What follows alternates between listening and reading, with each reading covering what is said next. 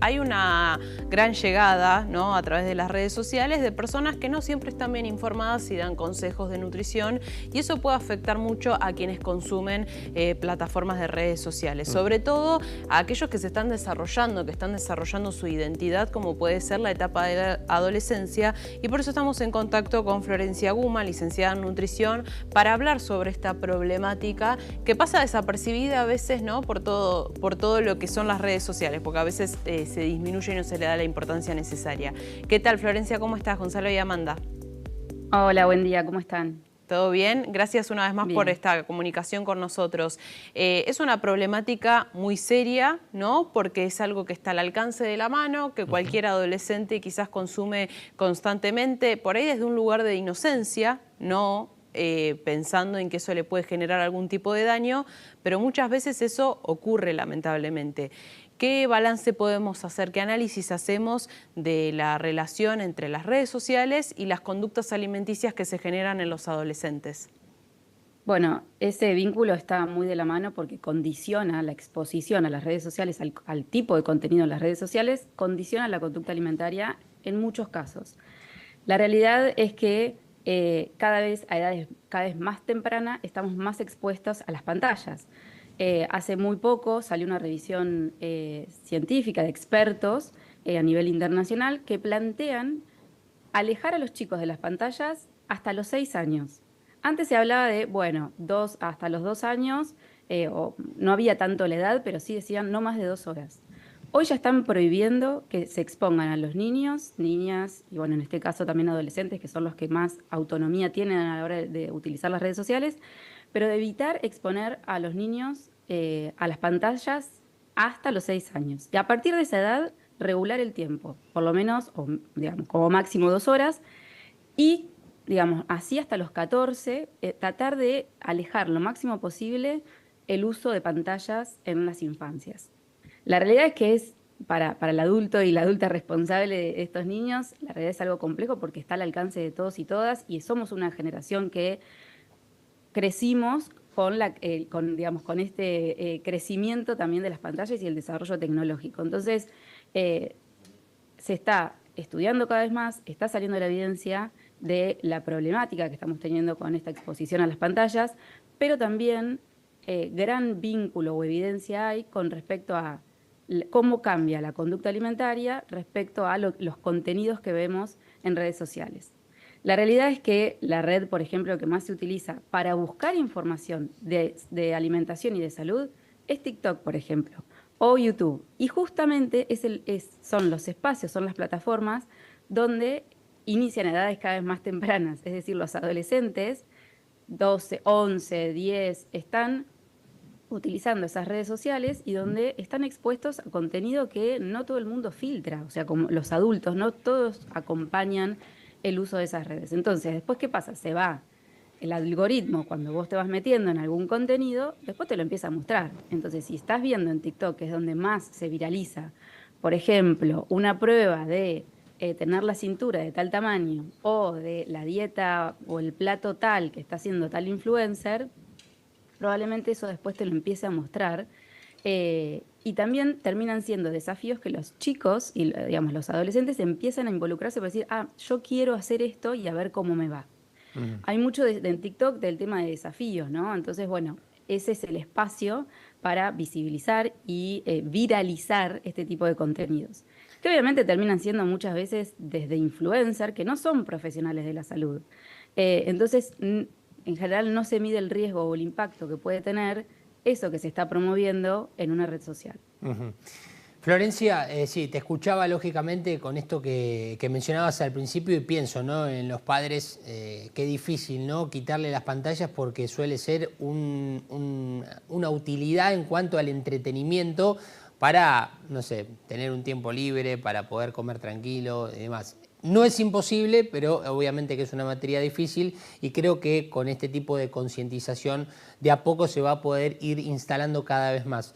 Ahora pienso, como profesional de la nutrición, en este sentido, ¿has recibido casos en tu consultorio en donde vos trabajás referidos a este tema alimenticio, preocupación de padres en niños jóvenes, adolescentes, sobre no querer comer tal cosa, sobre incrementar la alimentación en otra? Digo, ¿has tenido algún conflicto en este sentido y vinculado también a las redes sociales?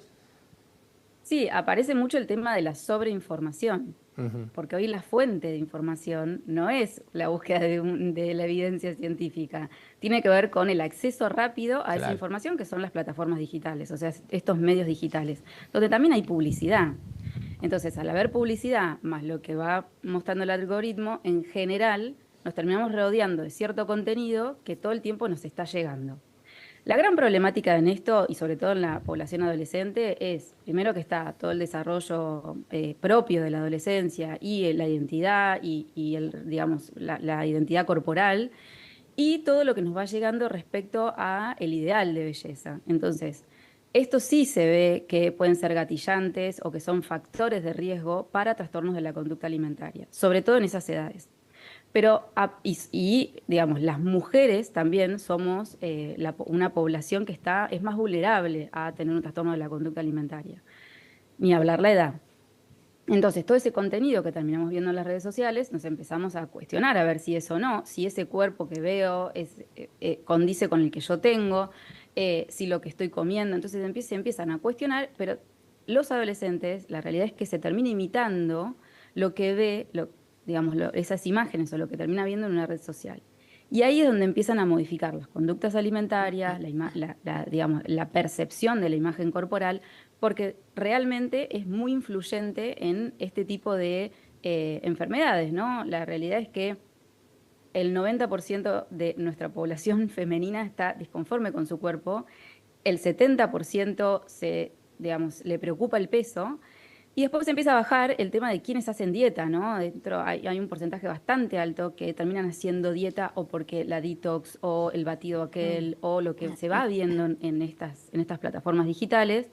Eh, y sí digamos, si bien no todas las personas que hacen dieta terminan en un trastorno de la conducta alimentaria, sí el 99% de los trastornos de la conducta alimentaria comenzaron con una dieta. Claro. Y acá también preguntarnos, ¿a qué edad empezamos a hacer una dieta? Sí, y además, Florencia, uno por ahí asocia un trastorno de la conducta alimentaria con una enfermedad específica, pero se puede disfrazar de muchas maneras. Entonces eso también es importante tenerlo en cuenta porque es lo que hace que a veces no haya un registro y como no hay un registro no se trata de la manera correspondiente. Y entender que también a los adolescentes les pasa algo natural de querer encajar y que muchas veces pasa esa sensación de que si uno no encaja va a ser infeliz. Entonces se somete a cualquier tipo de desafío, como puede pasar en las redes sociales, con tal de evitar esa infelicidad. Esto, como demasiado resumido, es mucho más complejo. Exacto. Y otro tema que quería traer a colación en esta línea, porque no solamente están los desafíos, sino también un montón de gente que dice lo que hice para bajar 30 kilos en un mes. No como a modo de desafío, sino como encontré la fórmula. Y hay que entender que todos los cuerpos son diferentes, que tienen necesidades diferentes, que está bien no querer lo mismo que el otro, no alimentarse de la misma manera que el otro. ¿Esto notás también esa necesidad que tienen algunas personas de seguir la línea, las recomendaciones de otra persona, independientemente de lo que o sea, que hay una falta de autoconocimiento? Sí, hay también la red social lo que da es vender el estilo de vida. Entonces, hay estrategias de marketing que se aplican para vender ese estilo de vida. Pero hay como el influencer, digamos, o quien vende esto, que tiene una responsabilidad mayor si es profesional de la salud o no, ¿no? Y además está toda la industria de la cultura de la dieta o la cultura de la delgadez que quiere vender dietas, quiere vender cirugías, quiere vender fármacos, inyecciones, ¿no? Que no es solamente la persona individual, sino que hay una maquinaria detrás buscando estos influencers o profesionales de la salud reconocidos para que sean el vehículo para vender, o sea, terminan siendo cooptados como pauta publicitaria. Entonces, se van dando distintas cuestiones, el uso de redes sociales, la edad, los ideales que se promueven, porque los ideales de belleza son traídos por una industria, ¿no? El concepto social, que esto que hablabas recién, de qué identificamos como un cuerpo normal o un cuerpo que no encaja en la norma, que acá hay una mirada y la realidad es que la gordofobia existe, que hay un estigma por el peso, que cuando vemos un cuerpo más grande, un cuerpo gordo, se lo cuestiona, se lo patologiza. De hecho, el sistema de salud tiene una gran falla respecto a eso. Entonces, se van dando distintas situaciones a nivel estructural que, bueno, hacen que nos empecemos a cuestionar la corporalidad y que en pleno desarrollo de nuestro cerebro y cuerpo, esa información llega mucho más temprano. Entonces, ahí es donde se ven a edades cada vez más temprano los trastornos de la conducta alimentaria, que son estas enfermedades que también no se visibilizan porque son a nivel mental. Entonces, sí podemos ver alguna sintomatología a nivel alimentario desde la conducta, pero en realidad muchas de esas conductas están normalizadas. Está normalizado hacer una dieta, está normalizado cenar un yogur, está normalizado irte a dormir o al otro día no comer por un montón de tiempo. Entonces, son acciones o conductas que en realidad propias de esta cultura de la dieta que las terminamos normalizando porque socialmente nos enseñaron a que tenemos que tener un cuerpo delgado. Florencia, entonces se van dando un montón de factores. Sí. Perdóname, pensé que había cerrado la idea. Muchísimas gracias, como siempre, siempre muy clara con el concepto. Bueno, en este caso la temática es las redes sociales y la alimentación, los cuerpos esbeltos, los cuerpos deseados, soñados o los ejemplos que dan justamente las redes sociales y por eso la necesidad de a veces tener un equilibrio en cuanto a la utilización de las pantallas con los niños. Gracias, Florencia, que tengas buen fin de semana. Gracias a ustedes. Y sí, la última recomendación y me voy, que por favor, como adultos responsables, vean el contenido de sus hijos e hijas y como también personas que utilizamos las redes sociales, si vemos cierto contenido que nos termina haciendo mal, dejar de seguir. Es un clic que tenemos que hacer para que no nos siga haciendo mal a nuestra salud mental. Gracias como siempre, Florencia. Un placer. Gracias.